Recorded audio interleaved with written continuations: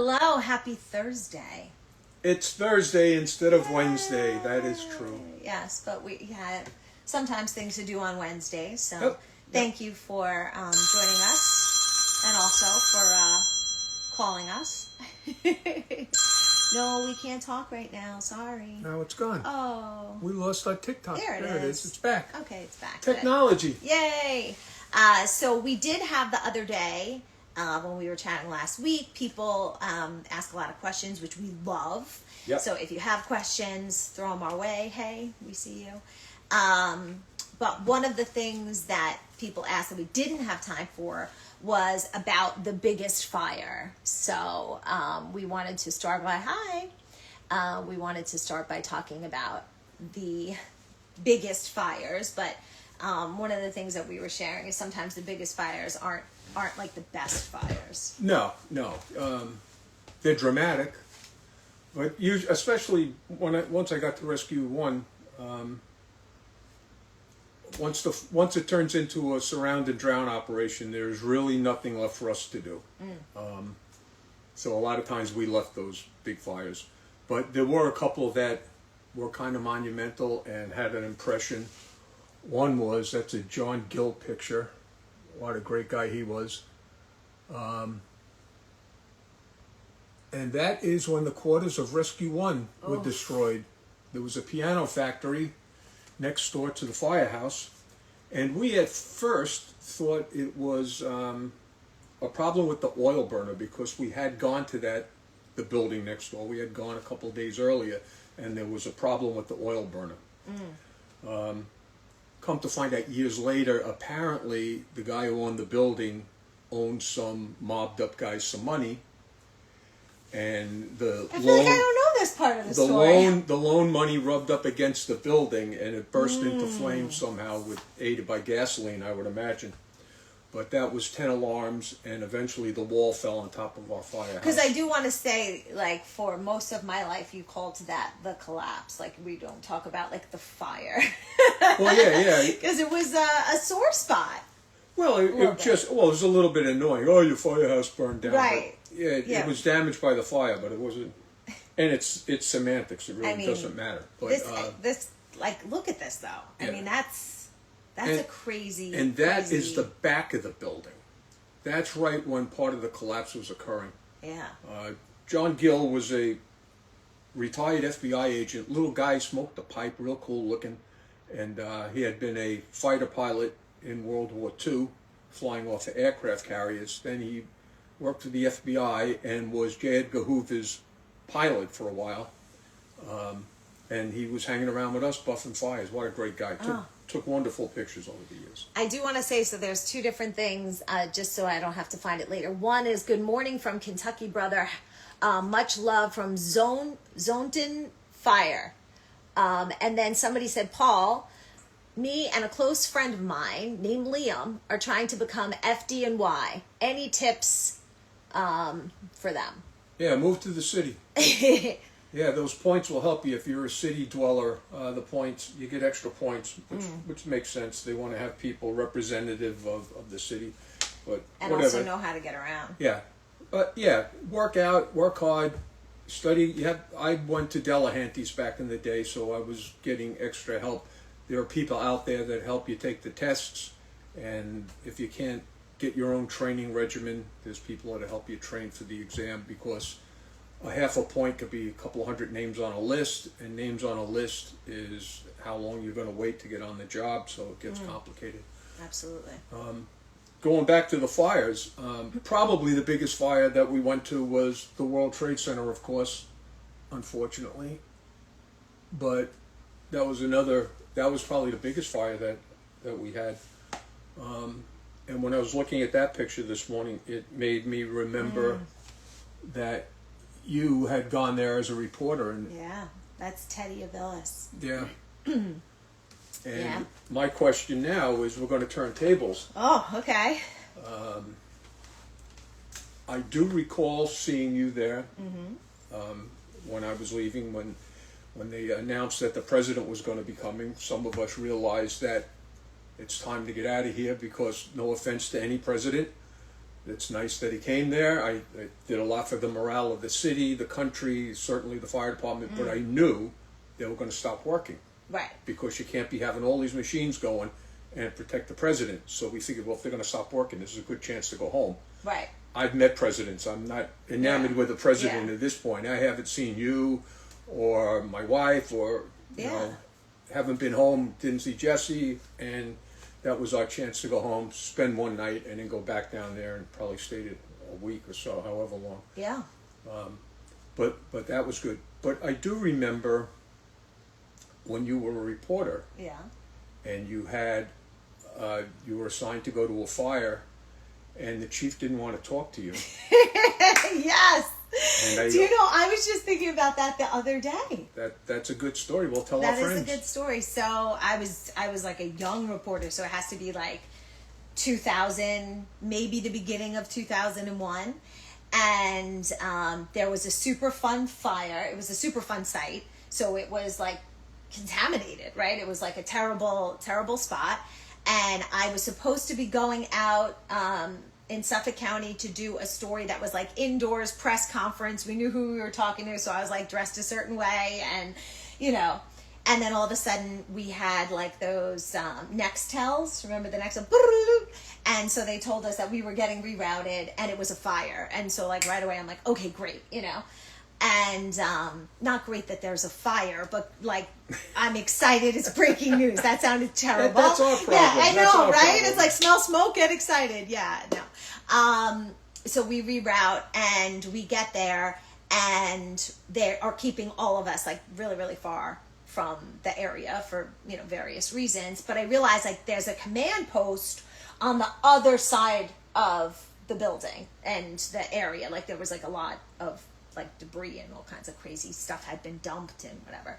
And they're saying, no, he's not talking. The chief is not talking, blah, blah, blah, blah, blah. And I'm just like, okay, but I have to get information. Like I can't, I'm new. I need to prove myself. I don't want to say things that aren't true or whatever. So there was like a big, from all the water that they were, you know, putting on this fire, there's like this huge, just like deep kind of mucky, nasty puddle. A swampy puddle. Swampy, who even knows what was in there? And I had super fun puddle. Exactly, a super fun puddle, and I had my brand new shoes and my really cute skirt. Of course. And yes, Kenneth Cole, I remember I spent so much money on them. I was so proud. And I just walked right through, went right over. And they were like, what is this girl doing here? And they're Channel 2 and Channel 4 and 11, and everybody's over there like, what is up with, like, what is she thinking? And I went over and I was like, hi, I'm Paul Hassagen's daughter, and I'm about to go live on News 12, and I just want to make sure I have everything correct. And he was like, you just walked through that? I was like, yes, I did, because we need to talk. And then he was like, okay, I will give you an update, no problem. And all of a sudden, you know, I had the information I needed and kind of scoop. Well, didn't you hit him off a little bit with, I see you've gone from an offensive to a defensive attack? Yes. And the guy's like, what? Said, did you do a trench coat on the roof? Exactly. You got to hit him with a little knowledge, and he's looking at you like, what? I'm like, I'm Paul Hassagen's daughter, and I just want to make sure all these facts are correct, because this is what I'm seeing right now, and I just want to make sure. And he was like, yes. Okay, great. So it does work to my advantage to have grown up listening to all these wonderful stories that my dad tells us. Well, I think the first time you were on the radio, yes, I would have met, let's see, I have to think it is 79. Okay. And I'm a brand new lieutenant, and we responded in my car, me and you. You weren't old enough to go to pre-K or anything. Pre-K or nursery school, right? or anything. Yeah, 3 years old. 3 years old. It's winter time, and we respond up Lillian Avenue. I remember the block. And as we walk down the block, I see Stevie Wink's chief car there. So I put you in the chief car. I said, this is Uncle Stevie's car. I'll be right back, honey. Okay, Daddy.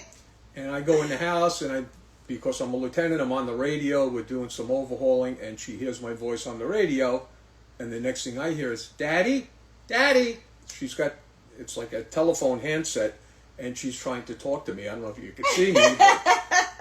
And luckily the chief had a good sense of humor. Stevie thought that was funny. Yeah. So your initial broadcast at a fire scene, you were 3 years old. I was 3 years old. I was 3 years old. And actually a huge shout out to Stevie Wink, because he was a fire marshal in Nassau County. And he was another person that was really, I had a beautiful relationship with. And, you know, he taught me so much on the arson side. Like having us, you know, he would take me in after and show me where the fire was, how they know what it, like the science behind it, and to get that as a reporter and try to understand what you're reporting and why they're saying this isn't it or it is arson. And he actually took me inside buildings after they had a fire to explain to me, you know, the science behind it, which I will forever be grateful, because he trained both of us. Yeah.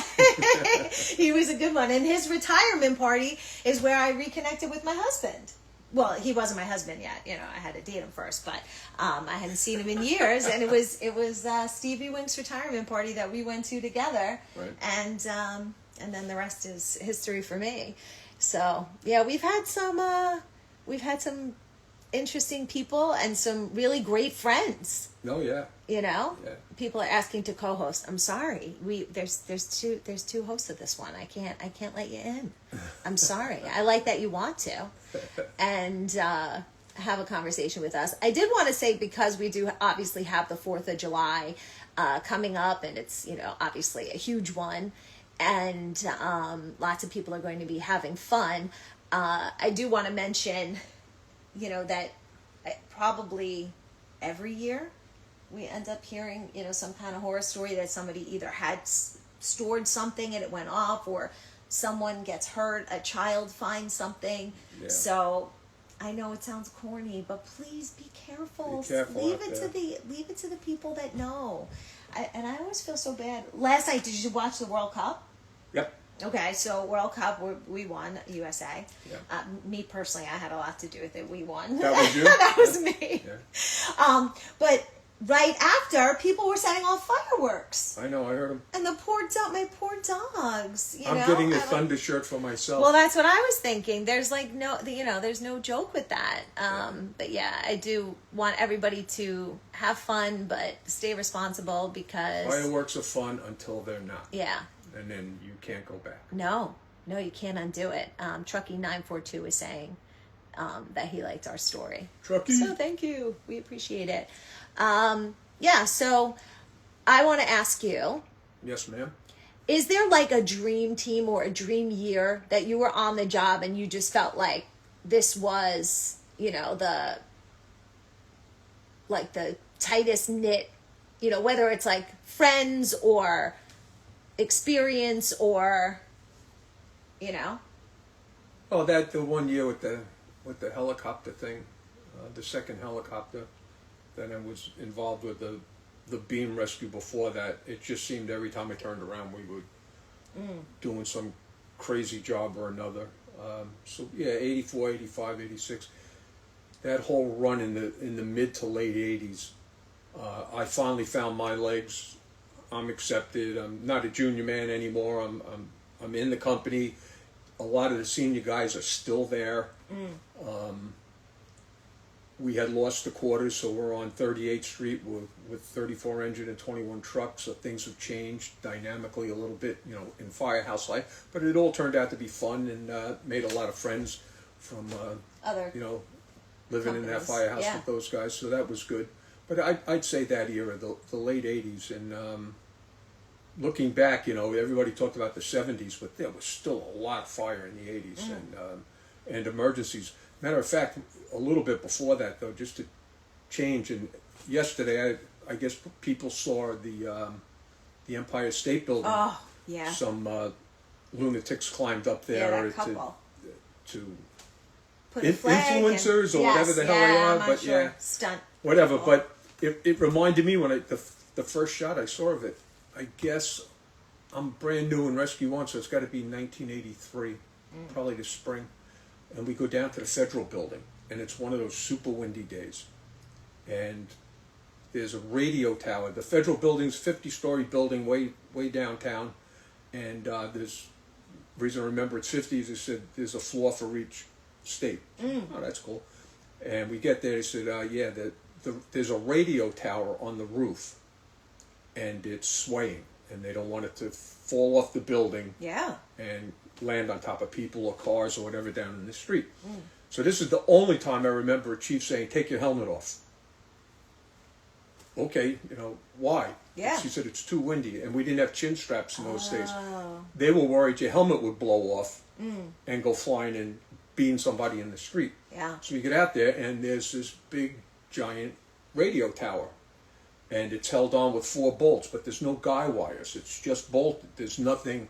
So this wind is shaking this thing, and it's rocking and rolling. And they were right. It looked pretty good. And the lieutenant was Tony Lundberg. And he turned to me, and he said, you climb telephone poles, right? And I look at this thing, and it's a metal tower going up, and it's got the handholds on the side like a telephone pole. And I said, I sure did. And he goes, well, we're going to put some chokers up there. So I slung myself with all these things, made a makeshift belt, went up there, hooked up, put these slings around. We brought them down and used guy wires, and we used a come along, and we tightened it up. It took us about an hour, I guess. We put maybe 4 different ropes off it. How cool. Tightened them all up.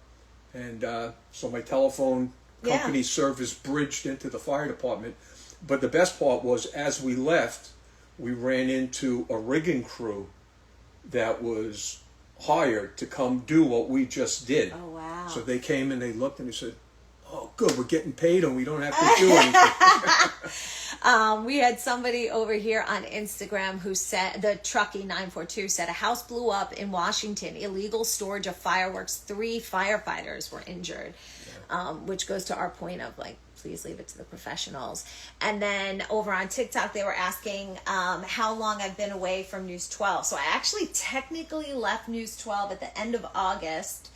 So not quite a year, but like almost. But I had pre-shot a lot of stuff, and I actually heard that I think something aired like last week or something very recently. So it is confusing for some people, but we would batch content so that, sometimes I'll still kick around a little bit. Well, I went to the World Trade Center physical, and I ran into a guy that I used to work with in an adjacent company. And he says, how's your daughter doing on 12? I just saw her the other day. And I'm thinking, it's going to be too complicated to explain it. So, yeah, she's doing great. Yeah, now somebody said it to me the other day. They're like, you're on News 12. I'm like, yes, you might have just seen me, but I'm actually not there. But well, it's better than being on a perp walk or something, right. Listen, hey, and I appreciate that station and all that it gave me and all the love for the coverage that they give to Long Island and the innovation of having local news matters.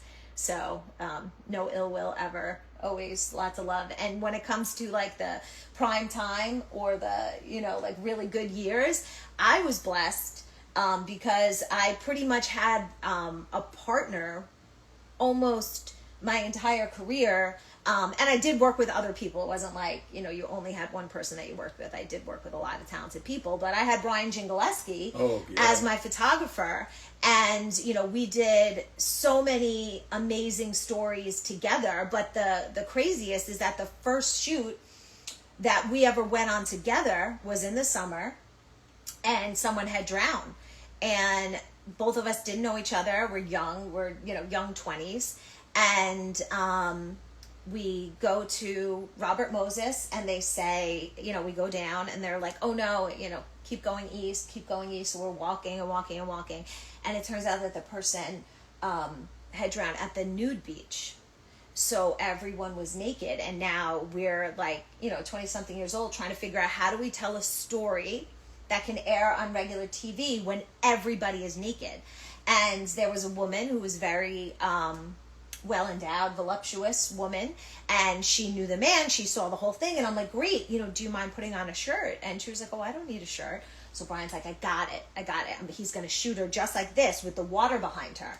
So I'm like, okay. So now I'm, trying to just look her in the eye. Just look her in the eye, Beth. You got this, And so Brian's behind me, and we're doing it. All of a sudden, an older man, completely nude, walks right behind her in the office. And I'm like, oh gosh, what do we do? So we had to cover. We had to wallpaper almost the whole story because there were a lot of naked people. So when we both got to the car, we're dripping sweat. We're traumatized. We don't even know. And we just burst out laughing.